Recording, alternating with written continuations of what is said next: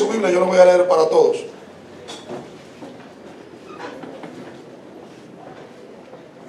Juan 9, del 1 al 7, tiene como título hoy, Oportunidad para su gloria. Y dice de esta manera, leo en la Biblia textual. Y pasando vio a un hombre ciego de nacimiento. Y le preguntaron sus discípulos, diciendo, Rabí, ¿quién pecó, este o sus padres, para que naciera ciego? Jesús respondió, no pecó este ni sus padres, sino para que las obras de Dios se manifiesten en él. Es menester que hagamos las obras del que me envió mientras es de día, porque viene la noche cuando nadie puede trabajar. Mientras esté en el mundo, soy la luz del mundo. Habiendo dicho esto, escupió en tierra y con la saliva hizo lodo y le untó el lodo sobre los ojos. Y le dijo, ve, lávate en el estanque del Siloé, que se traduce enviado. Así que fue y se lavó y regresó viendo.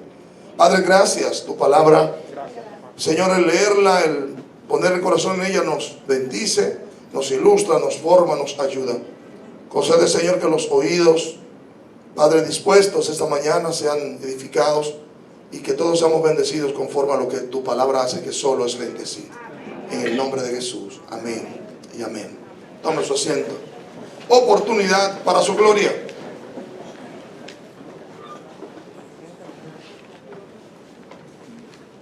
El libro de Juan se le llama como evangelio, se conoce como muy espiritual, y es el evangelio de los cuatro que no es sinóptico, no es parecido a los otros. Juan aborda las cosas desde una perspectiva diferente y aborda temas que en algunos casos solamente aparecen en Juan. Realmente, ya todos sabemos, o por lo menos algunos sabemos, de la cercanía que había entre Juan y el Señor. Juan era aquel discípulo amado. Y en este capítulo 9, pero yo quisiera retrotraerme a los versos anteriores, al 9, como parte del contexto. Básicamente se habla de la preexistencia del Mesías, un pasaje teológicamente bien interesante, porque la verdad es que cuando se habla del hecho de que Él, escuche esto, Él dice, hablando de su preexistencia, leo, dice, si alguno guarda mi palabra, de ningún modo verá muerte eterna. Los judíos entonces le dijeron, ahora sabemos que tiene demonio. Abraham murió. Dios mío. Abraham murió, sigo. También los profetas murieron. ¿Quién te hace a ti mismo? Y él respondió, si yo me glorifico a mí mismo, mi gloria nada es. Es mi Padre el que me glorifica, el mismo que vosotros decís que es vuestro Dios. Y no lo habéis conocido, pero yo lo conozco. Y si dijera que no lo conozco, sería semejante a ustedes, mentiroso. Pero yo lo conozco y guardo su palabra. Abraham vuestro padre, ahí que viene el problema. Abraham vuestro padre se regocijó de que vería mi día y lo vio y se alegró. Él está diciendo que Abraham, que había muerto cientos, posiblemente un par de miles de años antes, no tengo la fecha exacta en mi cabeza, había visto el día del advenimiento del Mesías y que él vio ese día y que se alegró. Abraham, tremendo. Y ellos le dicen, entonces, pero tú no tienes 50 años y has visto a Abraham. Jesús les dijo, de cierto digo, antes que Abraham llegara a ser, yo soy. Y ahí usa el calificativo que el Padre usa. Él es el yo soy, el eterno. Señores, esto es una cosa tremenda. Y dice entonces que tomaron piedra para arrojársela, pero él se ocultó y salió del templo. En ese contexto es que entonces entra el pasaje que nos ocupa en esta mañana. Y dice, y pasando vio a un hombre ciego de nacimiento. Mano, tremendo. O sea, está la discusión sobre la persistencia de Jesús. Yo recuerdo que en el seminario a mí me tocó hacer un trabajo sobre esto, sobre la persistencia. Lamento no tenerlo porque el Señor me dio cosas bien tremendas en ese momento. Pero es interesante que Jesús plantea esto y luego es que ve y atiende a esto, porque no es fortuito lo que acontece a continuación, y él ve el ciego de nacimiento. Realmente ese ciego de nacimiento él expresa más adelante que es una oportunidad para que Dios se glorifique. Y yo voy a comenzar, hermano, desde aquí diciendo eso. Mire. El ser humano se ve expuesto y se ve frente a la situación lamentable de que tiene que experimentar muchísimas situaciones difíciles en su vida. ¿Cuántos están de acuerdo conmigo? En estos días me tocó ver el video de un señor que no tiene brazos. Y con sus pies Él cose en una máquina. Él come, Él prepara su comida con los dedos de los pies. Digo, wow. Y tanta gente que vive quejándose y llorando lágrimas como niñas. Y peores que niñas. Porque hay niñas que son aguerridas. Yo me quedé, wow, qué tremendo. Ya todos, bueno, no todos, pero algunos sabemos ya de este hermano que tampoco tiene pierna, me parece. No recuerdo su nombre ahora. Nick. Ahí está, mire, hoy teníamos que presentar a una niña y a mí se me olvidó, y a los padres también. Los padres andan por ahí, para mí se me olvidó, Rami. Sobre todo porque no hice la parte anterior. Vamos a terminar, lo hacemos al final, no importa. Total, los padres no se pueden ir, ¿verdad?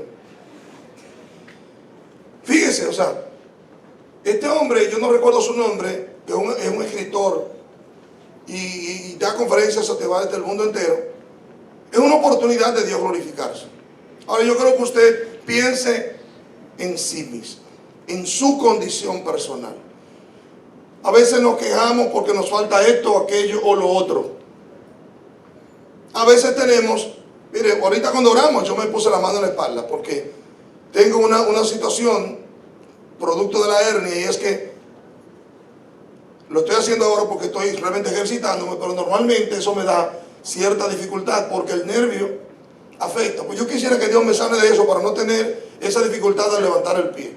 Esa es la verdad. Pero ¿qué pasa, hermanos? Que frente a una dificultad del ser humano, si lo vemos diferente, pudiéramos cambiar nuestra forma de aproximarnos a la vida. ¿Por qué? Porque podríamos verlo, como yo he tenido que enfrentar algunas situaciones, como una oportunidad para Dios glorificarse. Nosotros nos quejamos demasiado, hermanos. Nosotros nos quejamos demasiado cuando aquí estamos en aire acondicionado cómodos. Hay gente que está en la calle que no tiene que comer y que anoche no cenó. Gente que vive en construcciones, hermanos. Gente que vive al aire. Y nos quejamos demasiado. Piensa en tu condición actual. Tanto que nos cojamos del bendito coronavirus ese. Aquí solamente se ha muerto una sola persona, hermanos. Una sola persona, y le ha dado a no se sabe cuánto, porque realmente le ha dado a muchísima gente. La última caso, para que usted vea que todo es una oportunidad para Dios glorificarse y para que usted sea reprendido con este testimonio. La hermana Paula Marte de Geser Calderón y el hijo de nuestra hermana Railer, los dos les dio al mismo tiempo. Ella tiene una prueba positiva. El día anterior ella no vino a la doctrina el sábado porque el día de ayer, porque había tenido toda la noche, no había dormido, fiebre y todo eso. ¿Sabe qué? Yo mandé el testimonio esta mañana, porque lo mismo que pasó con Railen, pasó con ella. Ayer sábado a la doctrina, el Señor me lo recordó y oramos por ellos, que todos los que estaban aquí son testigos. Hoy ella me da el testimonio, pastor, todo se desapareció. Todo se desapareció, pero lo mismo pasó con Railen en su casa, y ella en su casa, o sea, todo lo que nos sucede puede ser, diga conmigo, puede ser. Porque a ti te pasa una cosa mala y tú puedes pasar otra vida quejándote y molestando el parto a los demás. Y lo otro es procurar, Señor, esta es una oportunidad para tu gloria. ¿Sabe qué me dijo mi prima esta mañana? Mi prima segunda me dijo, ya lo único que me falta es hacerme la prueba de nuevo. Y para colmo, Geser salió negativo. Aló. ¿No saben cuál es la diferencia, hermanos? La diferencia es que el hermano pidió la oración y oramos por él. Y la diferencia es que ella pidió la oración y oramos por él. Yo no, oramos mucha gente que oró. Levanten la mano los que oraron de verdad, los que oraron, honestamente. Mire, que oremos a ese grupo de personas es mejor que no ore nadie. ¿Usted sabe por qué? Le voy a dar un truquito. Cuando Pedro estaba preso, dice la Biblia que habían otros discípulos presos. Pero la Biblia dice que por Pedro la iglesia estaba haciendo oración sin cesar a Dios por él. A Pedro se le apareció un ángel, lo sacó de la cárcel. Los otros se fueron para abajo. Diferencia, que la iglesia estaba orando. Hermano, oportunidades para Dios glorificarse, pero eso va a implicar que seamos un poquito flexibles con nuestra vida, hermano. Nadie tiene una vida privada. Usted va a un médico y el médico ya sabe lo que usted tiene y no se sabe a cuánto se lo diga a él. No hay nada privado, hermanos. Pero cuando nos arriesgamos a que alguien ore por nosotros, podemos ver que todo lo que nos está pasando puede ser una oportunidad para su gloria. Simple. Y aquí tenemos una oportunidad más. Jesús acaba de decir, yo soy eterno. Yo estoy antes de Abraham y dice, y pasando vi un hombre ciego de nacimiento. Atienda esto. Y le preguntaron a los discípulos, porque la verdad es que somos así, todos somos así. Yo recuerdo que hay un hermano que estaba acá en la iglesia, que gracias a Dios se fue. Sí, porque hay familiares que tú prefieres tenerlos lejos. Porque son tan curiosos. Dicen, ¿por qué tú no te mudas para Baní? Te voy a dar una casa en Baní. Vete a Baní, por favor. Para la playa y vive ya por allá lejos. Y borra mi número. Bórralo. Pero quédate en Baní. Y este hermano, recuerdo que una hermana de la iglesia también, la hermana Kirsi Pérez, la puedo mencionar a ella. Pues resulta que le parece que le estaban pasando algunas cosas. Y él le escribe, hermana, en la misma actitud de los discípulos, hermana, usted debería revisar su vida, usted tiene que estar en alguna serie de pecados porque a usted sí le están pasando cosas, hermana. Usted entenderá en el temperamento de Kirsi que le faltó arroz para rellenar el saco. Y le digo, hermano, mire, hasta del día que iba a partir al cielo. Pero mire la actitud de los discípulos. Señores, hay gente osada. Porque el hermano, porque hay gente osada y también usados. Osados y usados del enemigo. Fíjate que la pregunta de los discípulos es, ven el infortunio de este hombre, pero ellos no tienen idea. Mire la persona que está a su lado. Es posible que ese timacle que está al lado suyo no tenga idea de que su situación, lo que usted le está pasando, es que Dios se quiere glorificar. Ahora dígale, debes dejarlo que se glorifique. Porque ¿sabe por qué? A veces tenemos situaciones, preferimos callarlas y le quitamos a Dios la oportunidad de glorificar. ¿Saben por qué? Porque preferimos guardar eso y no damos la oportunidad de que Dios se glorifique para no darle la gloria a Dios. Y para decir, yo salí de esto, ¿sabe cómo? Pura fuerza. Fortimal. Un brazo de poder en cada cucharada.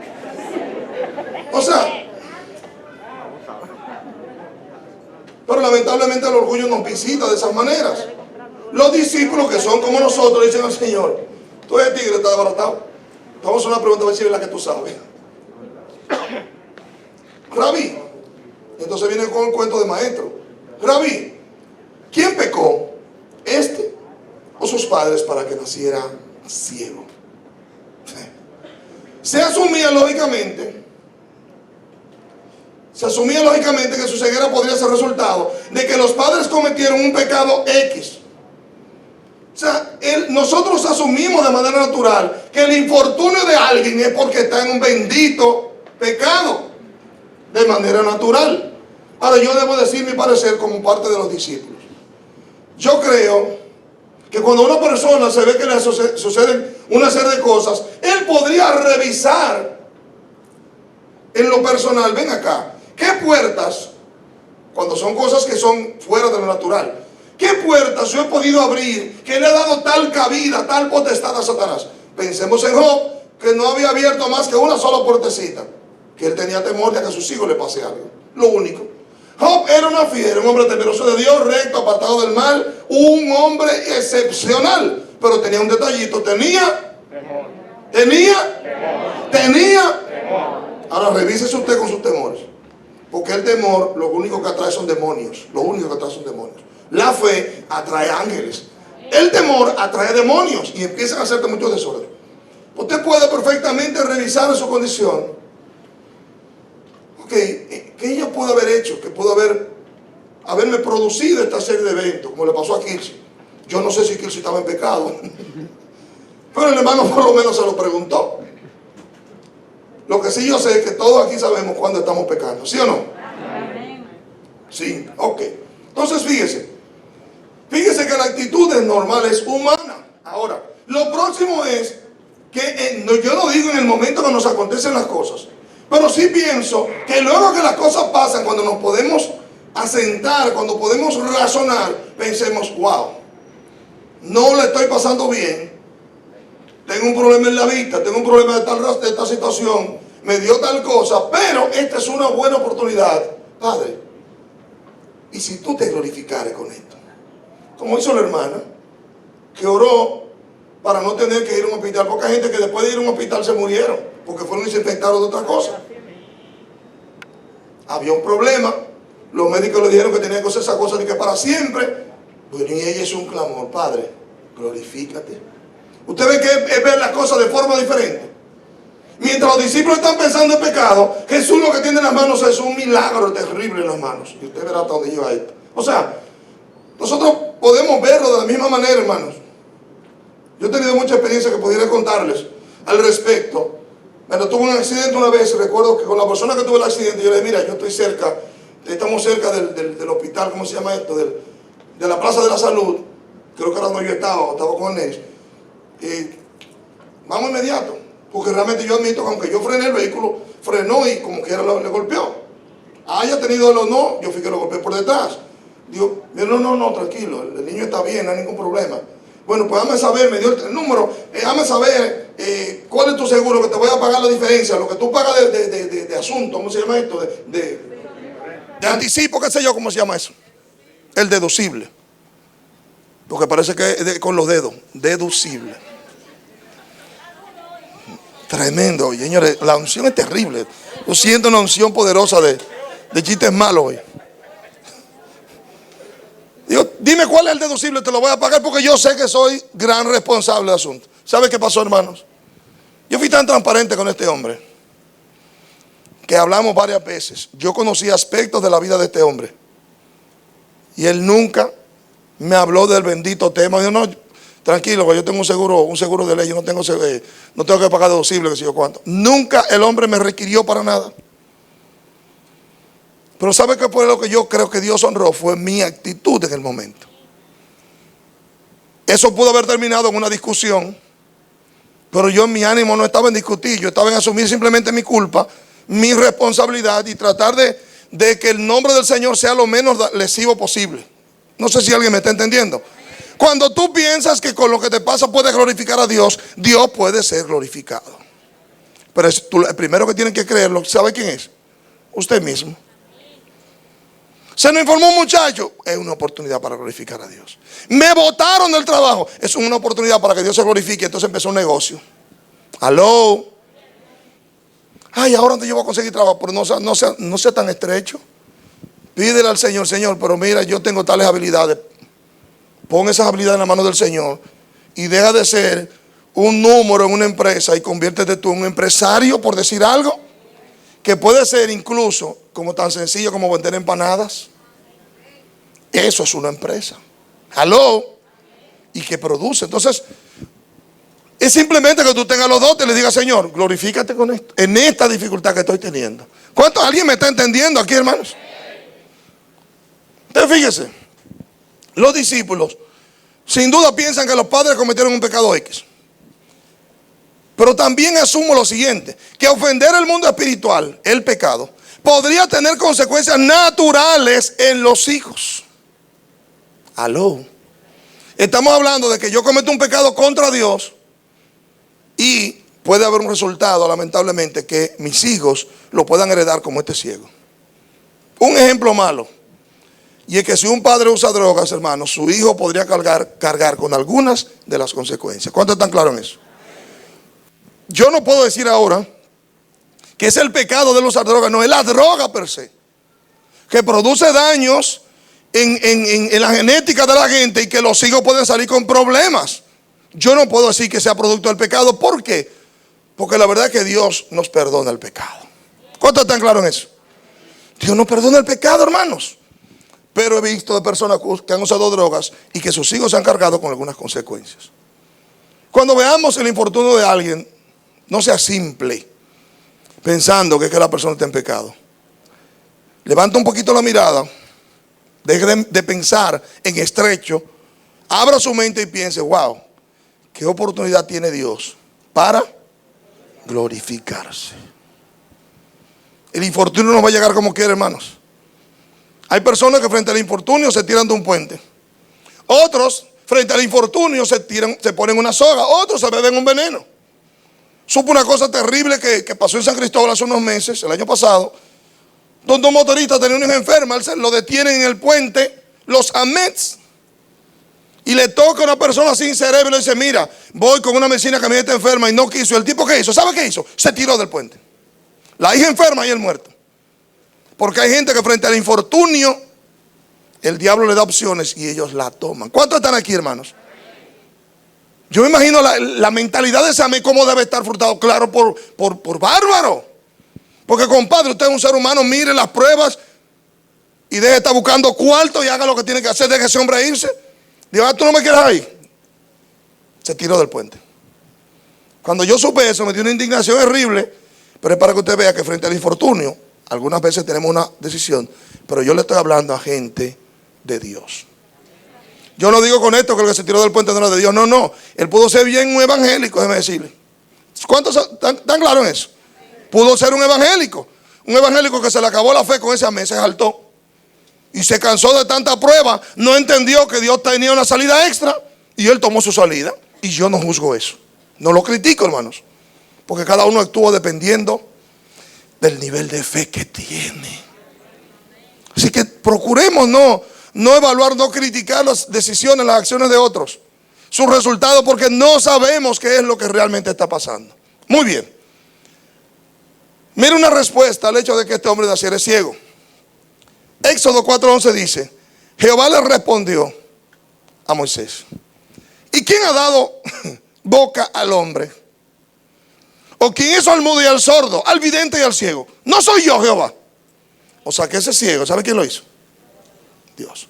Hay personas que son viciosos y sus hijos nacen normales. Pero hay personas que son viciosos, que sus hijos salen con dificultades. ¿Me están siguiendo, hermanos? O sea, fíjese estos casos que tenemos a la mano. La esposa sale positiva, duermen juntos, ella no sabe nada, le da fiebre y el esposo sale negativo. O sea, que no hay una regla. Hay casos, como el caso de nuestra hermana, que también, bueno, le dio a 3 de los 4. Pero que no siempre va a ser así. ¿Qué es lo que son? Oportunidades para Dios glorificarse. Y dependiendo de la salida que tengamos, así va a ser. Muy bien. Entonces veamos que el problema no fue necesariamente el pecado en los padres, sino que el que crea eso es Dios. Una oportunidad para él glorificarse. Jesús respondió frente a esa pregunta un poco curiosa de los discípulos: no.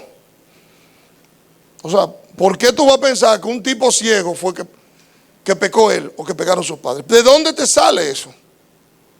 No pecó él, ni pecaron sus padres para que él naciera así. Porque además, estamos hablando de ciego de nacimiento, se está atribuyendo al ciego de nacimiento el pecado. ¿Cuántos sabían que la gente cuando no ve bien peca? ¿Cuántos sabían eso? Pero hermano, mire, si es de nacimiento ciego, tiene menos oportunidad de pecar, ¿sabía? Porque el pobre no ve nada.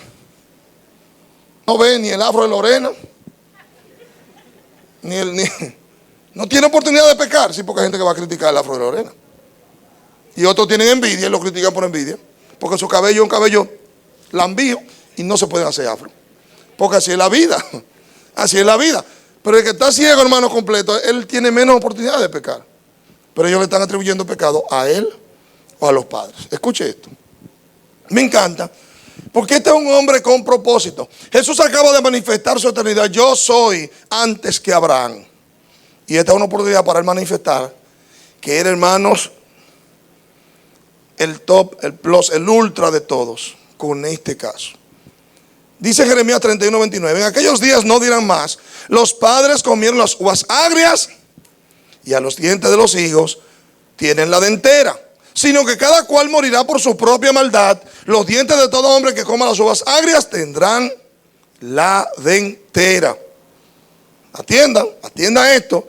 Pero es para que usted vea que ellos están diciendo que los padres se comieron las uvas agrias, como quien dice, y que al hijo fue que le dio la dentera. ¿Estamos entendiendo? Ok, en Ezequiel retrotrae ese refrán en un momento determinado. Y dice en Ezequiel 18:2: ¿por qué andáis repitiendo ese refrán de la tierra de Israel? Los padres comieron las uvas agrias y los hijos sufren la dentera. Vivo yo, dice Adonai Yahweh, que nunca más tendréis que repetir ese refrán en Israel. Era un refrán. Y los discípulos son israelitas y están viviendo conforme a ese refrán. Sabedlo, le dice Ezequiel, todas las almas son mías. Como el alma del Padre, y esto cae como anillo al dedo, como el alma del Padre, así el alma del Hijo es mía. El alma que pecare, esa morirá. Ahora déjame hacer una acotación interesante aquí, y es que ahí está hablando de salvación del alma. Porque no hay dudas, hermanos, que una mala decisión de un padre puede hacer que un hijo en la noche no cene, ¿sí o no? El hijo no tiene la culpa, es una mala decisión del padre que lleva como resultado a que en la noche él cogió y se bebió unos tragos y se comió en la comida lo que era la cena. Y cuando llega la noche, papá, ¿y la cena? Bueno, que ese humo yo me lo quité después. No pensó en los hijos. No es un pecado del hijo, es un pecado del padre. Amén. Pero ¿qué pasa? Que no solamente el hijo el que le va a dar la dentera, también el papá, porque él tampoco va a comer. Amén. Entonces fíjese que básicamente cuando se trae el refrán y cuando ellos hablan de esto, asumiendo que los padres pecaron, olvidan el detalle de frente a quién están. Se les olvida que están frente a aquel que vieron hacer muchísimos milagros posiblemente. Pero vamos a ponerlo en este tiempo, hermanos. ¿Qué tiene eso que ver con nosotros? Bueno, muy sencillo, hermanos. Y yo lo digo por mi caso particular. Uno se cansa de ver a Dios obrar y un día a uno se le acaba la fe. Y uno como que se detiene, como que la mano de Dios se detuvo. Y entonces uno se pone bruto, como decimos nosotros, que uno se pone bruto. Y habiendo visto a Dios en otros momentos, entiende que en una situación que uno tiene ahora, Dios no se va a manifestar. ¿A cuánto le ha pasado algo así? A veces duramos para conocer el propósito de Dios. A veces duramos para entender qué es lo que Dios está haciendo que uno no sabe. Sí, pero eso no significa que Dios no tenga propósito con todo lo que pasa. Amén, amados. Eso no significa que Dios no esté en control de todo lo que nos acontece. Eso no significa que al final de la historia suya y de cualquiera de nosotros acá, no haya un final donde el nombre de Dios sea glorificado. Dios se glorifica, hermanos, hasta en la caída de los hijos de Él. ¿Saben por qué? Porque cuando una persona cae, bueno, yo escuché a un pastor que lo sorprendieron en un pecado. Y lo escuché de él mismo decir en las Fuerzas Armadas, que luego que él se vio envuelto en esa situación y que eso se hizo público, ya entonces lo escuchábamos predicar de forma diferente. Antes de eso, él predicaba mucho en una dirección. Después del evento y cuando se restauró, él predicó diferente porque él alcanzó una cosa que se llama empatía. Algo que es tan difícil para nosotros. O sea, Dios se glorifica aún en la caída de sus hijos. ¿Por qué? Porque ese que sigue y aguanta la corrección, al final Dios. ¿Cuántos me están entendiendo, hermano? ¿Cuántos están aquí? Allá arriba, ¿se escucha allá arriba? Allá atrás, ¿se escucha? Tengo temor porque allá atrás ustedes pueden ponerse a dormir pensando que nadie lo está viendo. Pero chequeé la cámara que lo están facturando. Muy bien. Entonces fíjese cómo le sale el Señor al frente a este refrán. Y en el verso 4 dice lo siguiente. Voy a leerlo de acá. Dice: es menester que hagamos las obras del que me envió mientras es de día, porque viene la noche cuando nadie puede trabajar. Ay, papá. Y aquí entramos en palabras mayores. Diga conmigo, palabras mayores. Aquí entramos en consideraciones bien interesantes, hermanos. ¿Por qué? Porque el Señor está hablando del acto del ciego, de lo que se le acaba de hacer o se le va a hacer al ciego. Reitero, es menester que hagamos las obras del que me envió mientras es de día. Diga conmigo, mientras es de día. Y dice entonces, mientras es de día. No olvide eso. Porque viene la noche cuando nadie puede trabajar. Jesús dijo, en el verso 5 dice: mientras esté en el mundo, yo soy la luz del mundo. Entonces vamos a ver este pensamiento antónimo que él acaba de plantear. Él acaba de plantear primero que es necesario que hagamos las obras del que... No, lo voy a poner como él. No es que es necesario que hagamos, no. Él dice, es menester que hagamos, pero él está hablando de él y los discípulos. Y creo, voy más lejos, porque él lo ve como grupo, porque él anda con el grupo, ¿sí o no? Creo, asumo públicamente en este día que él está hablando de sí mismo. Usted verá por qué. O sea, es como decir, es necesario que yo haga las obras del que me envió, porque a los discípulos no los envió el Padre. A los discípulos los eligió Él. ¿A quién fue que el Padre envió? A Jesús. Entonces por eso yo digo, no, pero espérate, No, no, no. Si es necesario que hagamos las obras del que me envió. Sí es cierto que ellos deben hacerlo, pero al que el Padre envió primero fue a Él y Él los llamó a ellos. Amén, amados. Ok, entonces vea lo siguiente. Y Él dice, bueno, es necesario mientras es de día. Y Él próximamente dice entonces que Él es la luz del mundo. Y se hace una diferencia. Si Jesús es la luz del mundo, ¿quién es la noche? El pecucio. El pecucio en la noche, hermanos. Si Él es la luz del mundo, el otro es la noche. Es el antónimo, la oscuridad, es lo contrario. Y Jesús no estuvo aquí físicamente, hermanos, más que por 33, 35 años no más, si acaso. 2 años más, 2 años menos. No más de ahí. O sea, y la pregunta sería, ¿que entonces quiere decir que de que Jesús se fue, se metió el diablo? Sí, hermanos. Después que Jesús se fue, se metió el enemigo. Pero a eso vamos ahora, atienda esto. Uf, verdad que Dios es bueno, hermanos. Entonces, Él dice, reitero, hagamos las obras del que me envió. Eso es lo primero, vamos a hacer las obras. Hay el texto recto, un asunto anterior, habla, dice hacer. O sea, es menester hacer. Pero aquí, realmente en el más antiguo dice que hagamos. Cuando dice hagamos, reitero, al que Dios envió fue a Él. Pero ¿qué pasa? Que los discípulos, usted y yo, estamos llamados a ¿qué? A hacer las obras del Padre. ¿Por qué? Porque nosotros somos del equipo de Jesús. Nosotros somos del equipo de Jesús y por lo tanto estamos llamados a continuar la obra de Jesús que el Padre le dijo a Jesús que hiciera y que Jesús nos dijo a nosotros que hagamos. Amén, amados. Muy bien. Y Él dice entonces, viene la noche, diga conmigo, viene la noche, cuando nadie podrá trabajar. Aleluya. Hay un texto, no lo tengo en las notas, que dice, yo vi caer, cuando se fueron los 70 a predicar, yo vi caer a Satanás del cielo como un rayo. O sea, que antes de eso, Satanás parece que no se había dedicado de manera a tiempo completo a atender la tierra que ya había pasado a ser propiedad de él cuando Adán y Eva se la entregaron con su desobediencia. Aló. ¿Cuándo pasa ese momento? Pasa cuando el Señor envía a los 70 y empiezan a reprender demonios. Entonces Él dicen los discípulos, Señor, hasta los demonios se nos sujetan en tu nombre. Y Él dice, he visto caer al diablo desde el cielo. O sea, como un rayo lo vio caer. Ok. Lo estamos tomando eso literal, pero es para hacer entender, hermanos, que Él está diciendo que la noche viene. La noche no ha venido. O sea, ¿por qué? Porque la luz del mundo todavía está ¿dónde? En el mundo. Todavía está en el mundo. Ahora mire a la persona que está al lado suyo. Mírelo bien. Chequéle bien los ojos, porque a veces la gente en los ojos se le ve la mala intención que tiene. La Biblia dice, lo voy a citar ahora, que el Señor dijo, ustedes son ¿qué? La luz del mundo. Pero ¿qué pasa? Que mientras Él estaba en vida, la luz del mundo, ¿quién era? Él. Pero esto es una locura, hermano. Esto es una cosa terrible. Ok. Entonces fíjese que Él dice, viene la noche cuando nadie puede trabajar. Y eso me puso a pensar, hermano, en varias opciones. ¿Por qué?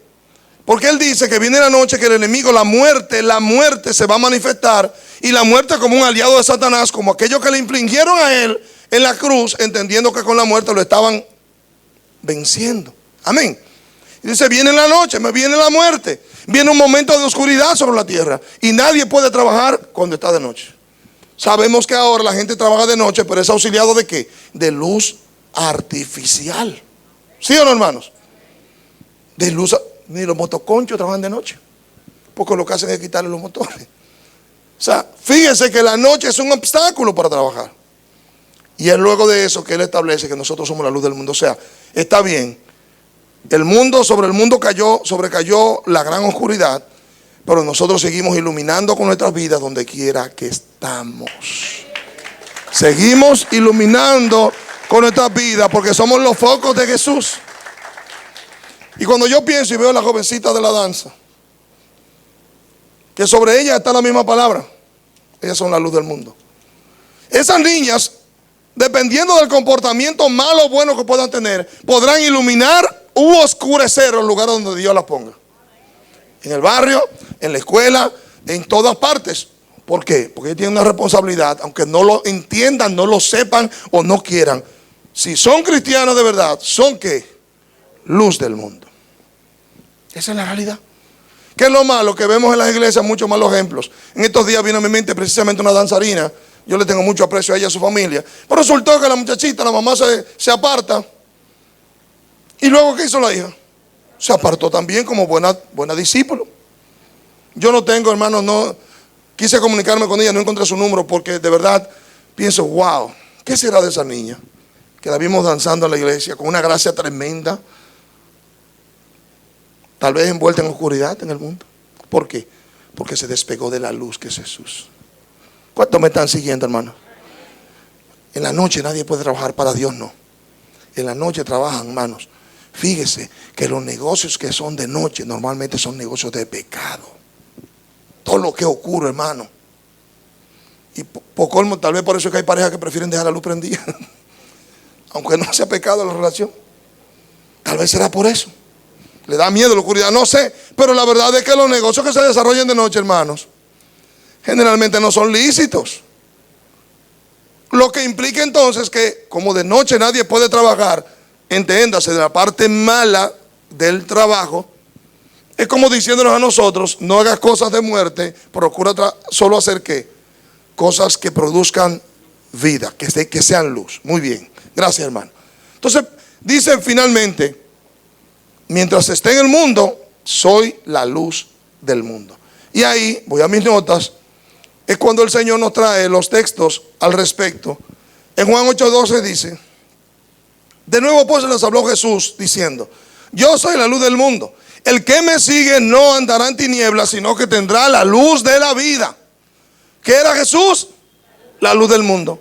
¿Y qué nos pasa a los que seguimos a Jesús? No andaremos en tinieblas. Primero, no andaremos en tinieblas. Donde quiera que fuéramos, no importa el pecado que nos circunde, nosotros vamos a tener conciencia de si es bueno o es malo lo que estamos haciendo. ¿Sí o no? ¿Usted sabe cuándo pasa eso? Es como cuando, mire un ejemplo, bueno, no tengo nada en los bolsillos, pero cuando usted tiene varias papeletas en los bolsillos y usted tiene que pagar un monto y usted tiene, todas las papeletas tienen el mismo tamaño, ¿cuántos sabían eso? Oye, qué revelación más grande esto. Esto es fino total. Pero ¿sabe qué? Para que tú no pagues de más y para que el otro tú no le pagues de menos, ¿qué tienen que hacer? Iluminar las monedas. ¿Para qué? Para que tú elijas la correcta. Porque o le das de más y pierdes tú, o le das de menos y él te carrilea con un cuchillo. Nosotros, hermanos, tenemos. No solamente, es como dice el texto, no es solamente que no andaremos en tinieblas, sino que tendremos la luz de la vida. O sea, nosotros lo podemos hacer, darle luz a otros. ¿Por qué? Porque tenemos la luz interior, tenemos la luz dentro de nosotros. ¿Se entiende, amados? Y seguimos, atienda esto. En Mateo 5:14 él dice, y ahí es que hace la asignación que le di a las jovencitas. Vosotros sois la luz del mundo. Una ciudad asentada sobre un monte no puede ser escondida. ¿Usted sabe qué está diciendo? Oiga el ejemplo que él usa, porque también usa el ejemplo de la luz que no se pone bajo la mesa, sino sobre ella, para que ilumine. Él habla de que nosotros somos como una ciudad que está asentada sobre un monte. Y dice, no puede ser escondida. Hermano, a veces, no tengo ninguna hora a la mente, ningún recuerdo. Bueno, sí, tengo un recuerdo que se los puedo compartir. Yo fui a visitar a alguien que ahora nos está visitando de nuevo en la iglesia. Hace unos años se había ido. Y resulta que fui a visitarla, pero sus padres son religiosos. Pues yo voy a visitar a la muchacha, voy a la nueva creyente en ese tiempo. Me siento, estamos compartiendo que sí o qué.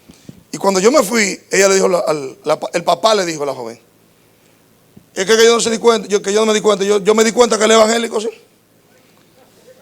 Porque en lo personal yo quería ocultar el hecho primero de ser pastor.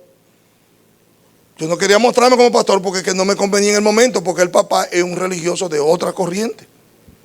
Y de la corriente que entiende que ellos están en la verdad, que nosotros estamos en la mentira. No, el propósito no es contender.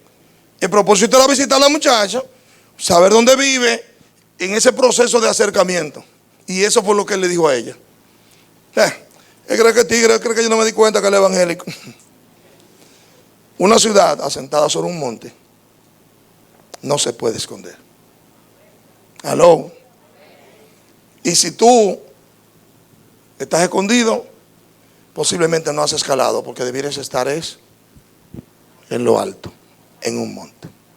¿Cuántos están aquí, hermanos? Muy bien. Verso 6. Habiendo dicho esto, escupió en tierra y con la saliva hizo lodo y le untó el lodo sobre los ojos. Recordemos que este ciego era un ciego de nacimiento. Amén. Ahora yo le voy a leer lo que dice este es tremendo, hermano. Lo que dice este comentario. Escuche esto. Quizás, porque ahí se usa la palabra, le untó el lodo. Le untó el lodo. Pero ¿qué pasa? Que la traducción o la palabra que realmente se traducía ahí no era le untó lodo en los ojos. Leo. Quizá por cuanto el verbo untar o pringar parecía inapropiado para describir la aplicación del lodo, unos pocos copistas, unos cuantos sustituyeron, escuche esto, unos cuantos lo sustituyeron, el verbo untar o pringar, lo sustituyeron por el término más común. Ahí está la palabra en griego que significa puso, le puso. Pero ¿qué pasa? Que un comentario del Diatesarón dice aquí, de Efraín dice, es significativo y dice es que de su lodo, del lodo de Jesús, le hizo los ojos. Dios. Yo he visto personas ciegas de nacimiento, lo que tienen son dos cuencas. Dos cuencas. Lo que se está asumiendo por causa del verbo que ellos cambian es, y leo ahora otro texto que dice, el registro de Juan 9:32, leo, Juan 9:32 dice, sabemos que Dios no oye a los pecadores, pero si alguien es temeroso de Dios y hace su voluntad, a este oye. Jamás, diga conmigo jamás, escuche esto, jamás se oyó que alguien restaurara los ojos de un ciego de nacimiento. Si esto no fuera de Dios, no podría hacer nada. Entonces, voy al comentario. El registro de Juan 9:32 sugiere, de 30 al 32, que va más allá de simplemente devolverle la vista. Va más allá. ¿Acaso habría nacido con las cuencas oculares vacías? Aló. Se sugiere que este hombre, ciego de nacimiento, no tenía los globos oculares. Y que Jesús, por el verbo pringar, lo que hizo fue no untarle lodo, sino hacer bolas de lodo y ponérsele en los ojos. Es lo que sugiere. Y entonces, acto inmediato, vamos al verso 7 que dice lo siguiente. Aquí está. El verso 7 dice lo siguiente entonces. Y le dijo, habiendo hecho esto, hizo lodo, oiga bien cómo dice, con la saliva hizo lodo. Por eso lo que decía el comentario anterior, de que de su lodo le hizo los ojos. Le untó el lodo sobre los ojos y le dijo, ve, lávate en el estanque del Siloé, que se traduce enviado. Así que fue y se lavó y regresó viendo. En esto, hermanos, nosotros podríamos asumir varias cosas. Uno, querer ir a este lugar para nosotros buscar lodo de ese que da la vista. Que es perfectamente válido para una persona que entienda que el poder estaba en el lodo. También sabemos que uno coge lodo para la piel y sabemos que eso tiene sus propiedades, ¿no? Que hay un, ¿cómo se llama esto? ¿Cómo se llama? Un barro. Un barro que sirve para la piel, que sé yo cuánto. Bueno, usted le puede preguntar a un cerdo que ellos saben bien de eso. Ellos le pueden decir exactamente cuál usted debe usar, porque los cerdos, usted no lo ve nunca con una espinilla, siempre tienen su piel nítida. O sea que le es fácil.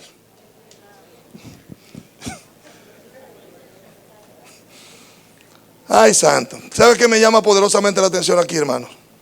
Que él le dice, ve, lávate en el estanque de Siloé, que significa enviado. Hermano, es como estar en la iglesia con las dos cuencas vacías y no haber tenido un encuentro con el enviado. No haberse lavado la cara con el agua que proporciona el enviado. Para mí es harto interesante y curioso el hecho de que en este escenario dice que luego que él va al estanque del enviado, ese estanque es aquel estanque donde Jesús le hizo el milagro al hombre que no, al que estaba, al paralítico de Betesda. Es ese estanque. Estanque del enviado. Ah, qué bien. El estanque del enviado. O sea, ¿por qué le decían enviado? No tuve la pericia para buscar. Pero como no hay coincidencias en Dios, como no hay cosas que sean inventadas, vemos que desde la enfermedad de ese hombre, no se sabe cuántos años antes, oye, escuche esto, escuche. La enfermedad de ese hombre, el problema de ese hombre, que nació ciego y que tenía más de 40 años, dice el texto más adelante. Porque los padres le dijeron, mire, llamaron a los padres, se armó un lío, hermanos, porque es un ciego de nacimiento. Y el tipo ahora dice que él está viendo ahora. Y los fariseos entraron en crisis y dijeron, no, tráigalo. ¿Cómo es eso que tú estás viendo? Bueno, sea un tipo que se llama Jesús y que montó una cosa y me dijo que me vaya al estanque y yo me lavé los ojos y ahora veo. Y tú lo conoces, no, yo no lo conozco, yo no sé, uno que se llama Jesús. Y eso armó un repelo, manden a buscar a los papás. Y los papás vienen asustados porque el que decía algo a favor de Jesús lo botaban de la sinagoga.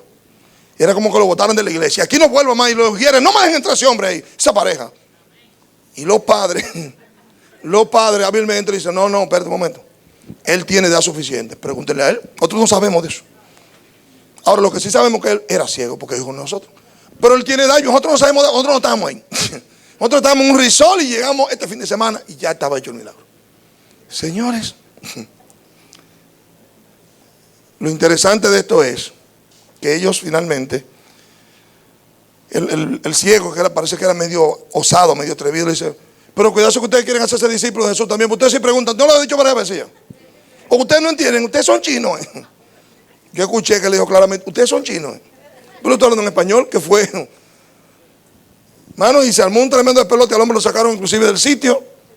Pero fíjese que me causa harta impresión el hecho de que el Señor lo manda es al estanque de Siloé.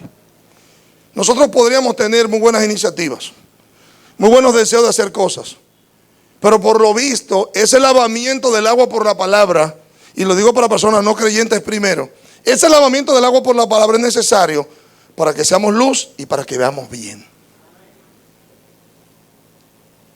Y me dice a mí que de igual manera, vamos a decirlo de esta manera y va a sonar extraño, que en ese momento el mismo Jesús se reservó, hermanos, él podía simplemente ponerle las manos, como hizo con los leprosos, y decirle, recobra la vista, ¿sí o no? Pero en ese momento yo veo a Jesús procurando, hermanos, es como darle el mérito a quién, a Dios. Ve al estanque del enviado. Y cuando el hombre fue a ese lugar en obediencia y se lavó con esa agua del estanque del enviado, que no era más que simple agua, pero hay algo, amados, que básicamente que es el estanque de quién, del enviado. ¿Y quién es el enviado? Jesús de Nazaret. Fíjese entonces, wow, que el inicio de la solución, el lodo, viene de Jesús. Que el estanque donde vamos a lavar nuestras culpas y todo, ¿de quién es? Del enviado. Y que el agua la provee el mismo enviado. Vamos a estar en pie, hermanos.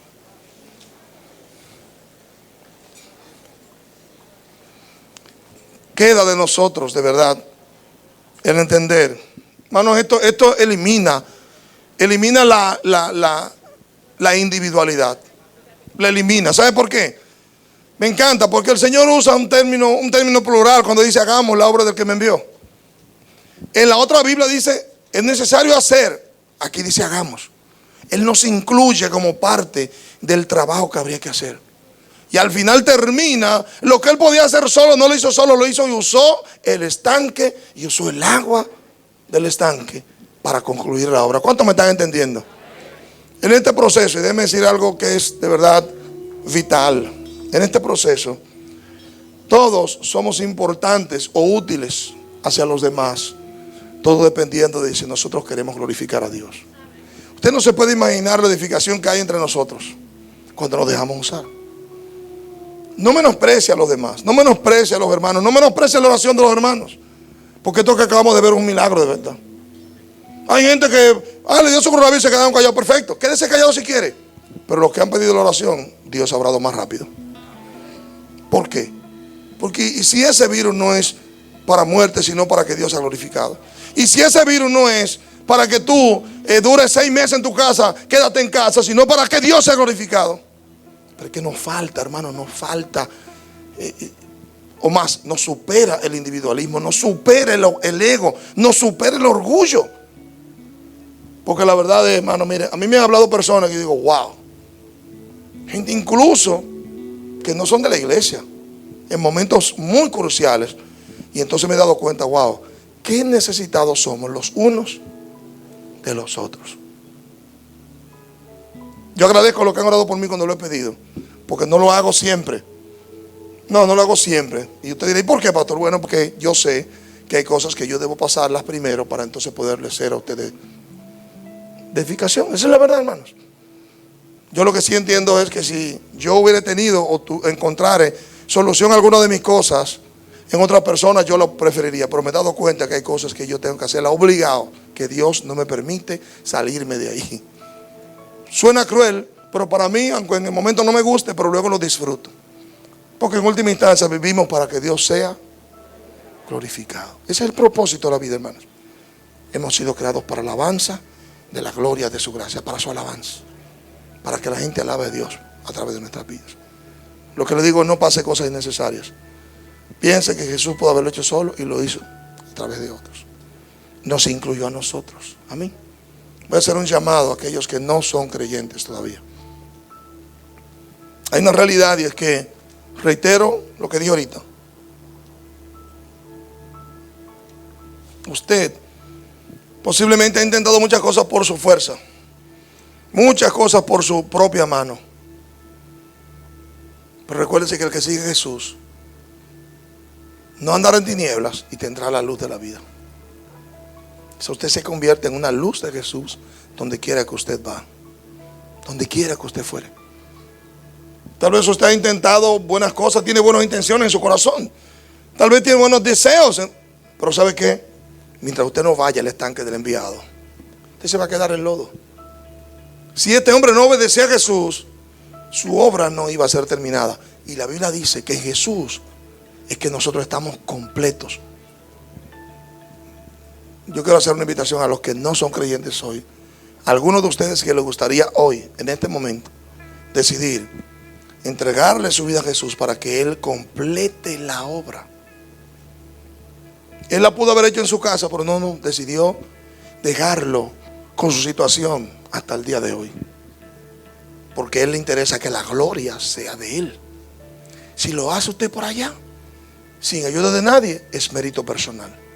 Si usted se deja guiar del Señor, la gloria es para quien tiene que ser, que es para Dios. Alguien de los que nos visita, le gustaría levantar su mano y decir: yo quiero recibir a Jesús, yo quiero que la luz de la vida venga a mi vida, yo quiero convertirme en una luz de Dios donde yo vaya, yo quiero, ¿por qué no?, vivir para Dios. ¿Alguien así? No es una invitación a convertirse. Usted tiene que tenerlo claro eso. Yo no le estoy invitando a convertirse, yo le estoy invitando a recibir a Jesús para que empiece a caminar con Él y se vaya convirtiendo en el camino. Yo le estoy invitando a tener la luz de la vida, porque es verdad, uno recibe la luz de la vida, lo único que uno se convierte en el camino. Una luz que se va limpiando de cosas que tenía cuando era oscuridad. Alguien de los que nos visita. Yo sé que hay gente con necesidad. Y sé que hay gente que, hermanos, que Dios ha tratado con ellos varias veces cuando ha venido al culto. Y tal vez la pregunta sería: ¿qué quieres esperar? ¿Que Él te permita cosas peores? ¿Que en un acceso de depresión te falle la cobertura y te quites la vida? ¿Qué piensas esperar? ¿Que la gente que está alrededor de ti sufra más por los eventos por los que tú pasas? Solo porque tú te niegas o te dejas llevar de una voz contraria al hecho de tú acercarte a Jesús. Eso hay que pensarlo. Eso hay que pensarlo. Última vez, alguno de los que nos visita decide hoy ya no vivir más en tinieblas, sino que la luz de la vida lo acompañe. ¿Alguien? Veo una vida que viene caminando. Excelente, gloria a Dios. Bendito sea el nombre del Señor.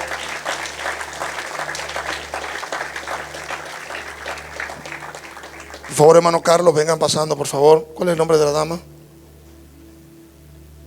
Flora. Dios me la bendiga, Flora, un placer. Bienvenida a la iglesia de la alabanza. Alabado sea el nombre de Jesús. Bendito sea el nombre del Señor. Aprenda algo hoy, una última cosa. Cuando usted venga a este lugar, su experiencia es personal, no es colectiva. Su alabanza es personal. Su motivación al Señor es personal. Sus problemas son personales. Y sus soluciones también son personales. Aquí nos juntamos, hermano, por aquí este asunto es personal. ¿Alguien más? Yo sé que hay personas. Le voy a dar una oportunidad más, que dije que era la última. ¿Aparece algún valiente? Más, en este caso que sea hombre. Hago un llamado, ¿por qué no específico a los hombres? ¿Hay algún hombre que se decida hoy a que la luz de Jesús venga a su vida? Tú lo has intentado todo tal vez, pero no te ha funcionado. Te pasa un tiempo y vuelve y cae. ¿Sabes por qué? Porque el que te pone, el te asienta en un monte, ¿sabe quién es Jesús? El que nos asienta en un monte es Jesús. Uno sube por su cuenta y vuelve y cae. ¿Alguien tenemos? ¿Algún valiente varón?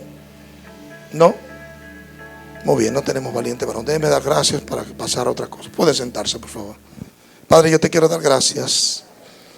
Gracias porque tu misericordia nos rodea. Gracias por tu palabra y gracias por Flora, que hoy pasa a ser luz en medio de las tinieblas. Yo bendigo en este momento no solo su vida, sino su casa, su familia. Y bendigo cada hogar representado, Señor, cada persona que guarda su testimonio en este lugar. En el nombre de Jesús. Amén y amén. Alabado sea el Señor.